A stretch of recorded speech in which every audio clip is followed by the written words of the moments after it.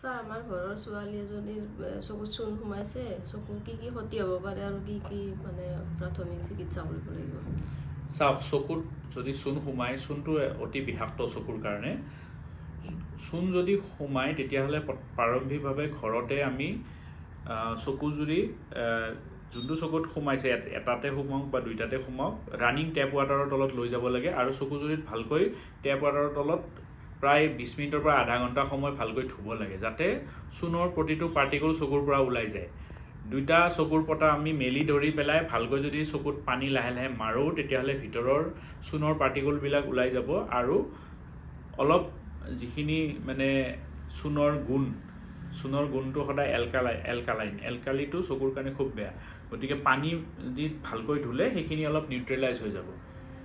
দ্বিতীয়তে আমি চকুত কেতিয়াও ঘৰত থকা ড্ৰপ বা আন যিকোনো বস্তু লগাব নালাগে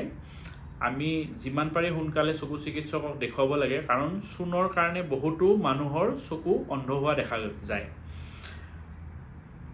তাৰোপৰি ধৰক চকুত কেতিয়াবা খচখচালেও হাতেদি মোহাৰিব নালাগে কাৰণ হাতেদি যদি আমি মোহাৰোঁ তেতিয়াহ'লে চকুৰ যিখিনি সন্মুখৰ ভাগ কৰ্ণিয়া আৰু কনজাংটিভা সেই কৰ্ণিয়া আৰু কনজাংটিভাৰ ছাল উঠি যাব পাৰে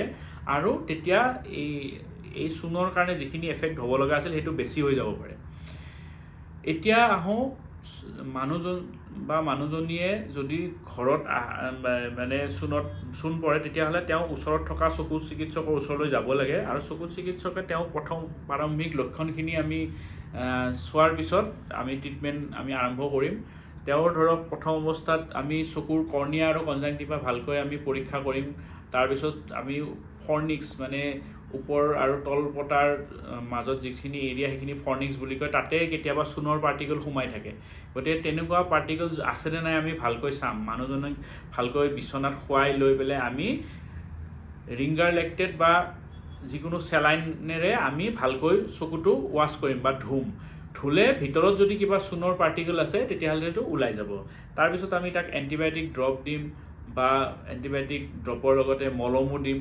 কাৰণ কেতিয়াবা দেখা যায় যে চকুৰ ওপৰ পটাটো আৰু তল পটাটো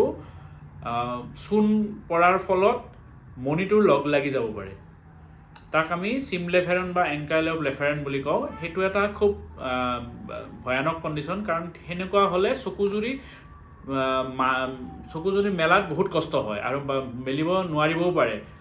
গতিকে তেনেকুৱা হ'লে আমি পটাপট তাৰ সেইটো